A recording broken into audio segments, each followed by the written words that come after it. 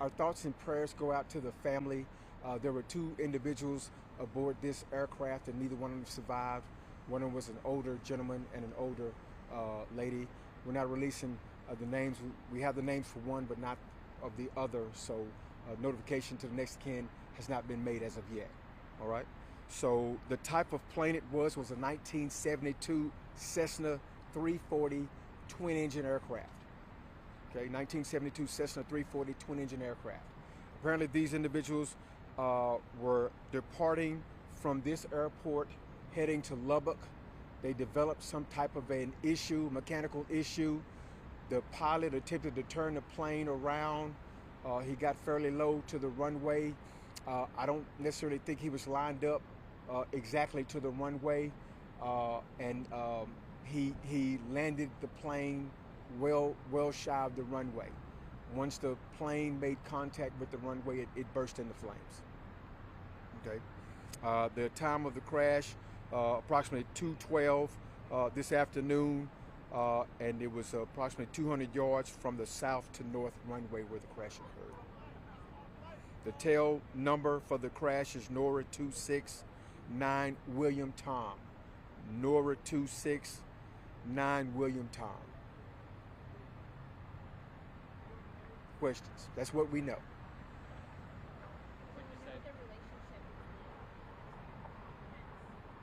have no idea.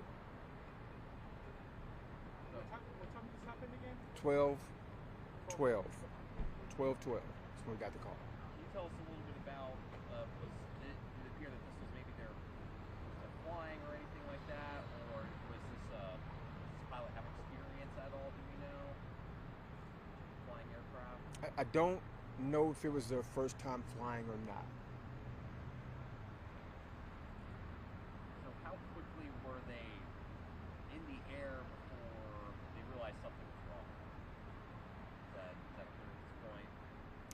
They took off, and a problem developed, and they tried to turn around. I'm not sure if we're looking for a number of feet in the air, or as soon as they took off, they developed a problem. Amount of time, basically, like how long were they in the air? They just took off. Is there any information about any cargo they were carrying? Was it just them, or?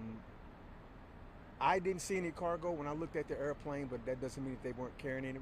There was severe damage burn wise, so if they did, it's not tenable. So who is collaborating on this investigation? The NTSB and the FFA traditionally investigate plane crashes. People seem to think that DPS does. We do not. We hold the scene for the avionics in the plane, and when they get there, they conduct the investigation fully. Trying to give us the lay of the land where we are relative to the crash site. The total opposite end of the airport. So we're at the front, it's all the way to the back. So, in terms of, you mentioned the plane burst into flame upon impact. Was there any impact to any of the surrounding area in the crash site, like any of the buildings or, Field. I know there's a park with a baseball field at the end of the airport. Were there any witnesses there that saw the crash? I just spoke to witnesses that were at the airport.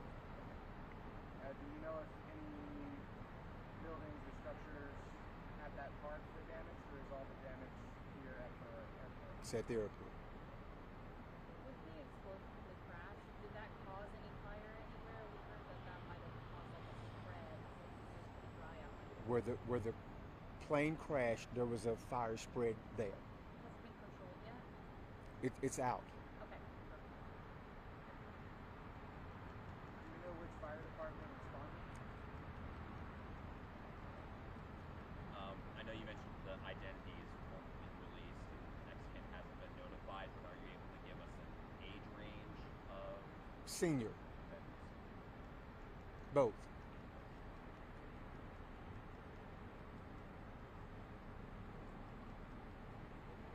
Were they local to the area, or were they from out of town? They were flying to Lubbock, so I'm not sure if they were from here or from there, but that's, the manifest states they were flying to Lubbock, so One's not even identified yet, so we're kind of hard pressed to determine where they were from just yet. Are you able to say like who gave the 911 call, or who was the first to kind of figure out what was going on? I'm not sure who that is. They traditionally call us because we protect the scene and we look at the airplane, but I think the county may have gotten a call before us. I think there was some kind of a social media post that said there was a crash that the county responded to and DPS has been notified, but I don't know exactly what time that was.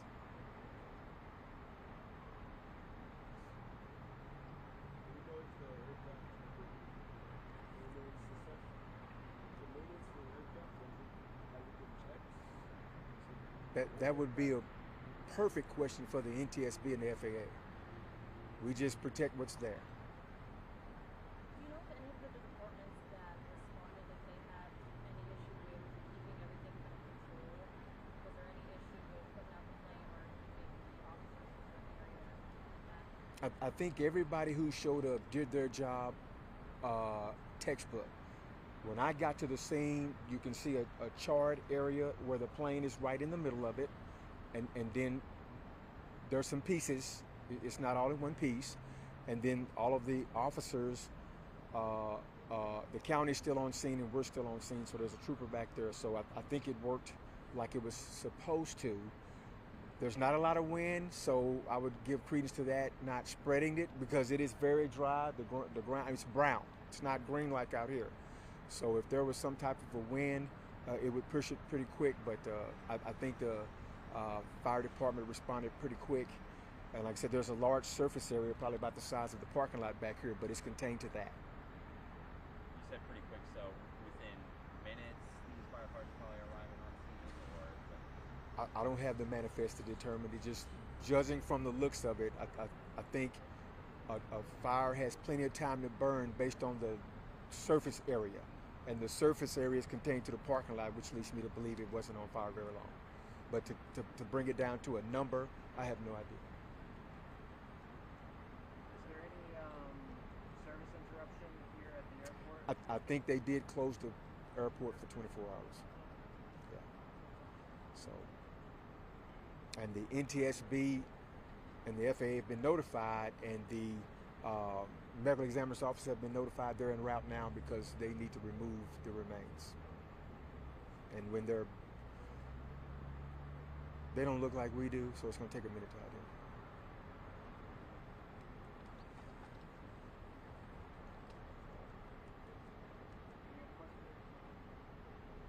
Y'all keep them in your prayers. Thanks.